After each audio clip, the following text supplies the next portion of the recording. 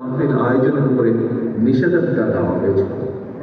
এটি কোনো বিচ্ছিন্ন ঘটনা ছিল না, এটি ছিল বাংলাদেশের ইসলাম বিরোধী, ইসলাম মূল্যবোধ এবং সংস্কৃতির বিরুদ্ধে সুদূর প্রসারী ষড়যন্ত্রের একটি অংশ। সেই সময় বিএনপি অপতৎপরতার তীব্র প্রতিবাদ জানিয়েছিল।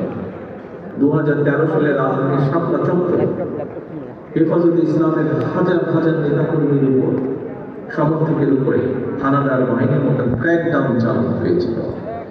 গণহত্যার প্রতিবাদে এবং হেফাজতে ইসলামের সমর্থনে বিএনপি সারা দেশে 2 দিন হরতাল সহ বিভিন্ন কর্মসূচি পালন করেছিল।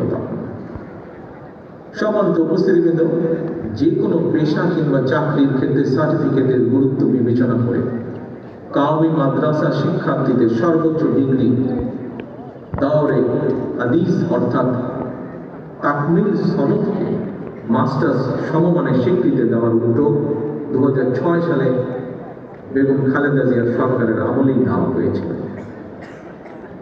সম্মানিত ইমাম এবং খতিব, দেশে বর্তমানে কাওমি ও আলিয়া সরকারি, বেসরকারি কিংবা নিবন্ধিত বা অনিবন্ধিত সব মিলিয়ে বিভিন্ন পর্যায়ের 50,000-এরও বেশি মাদ্রাসা রয়েছে। এসব মাদ্রাসায় লক্ষ লক্ষ শিক্ষার্থী পড়াশোনা করছেন।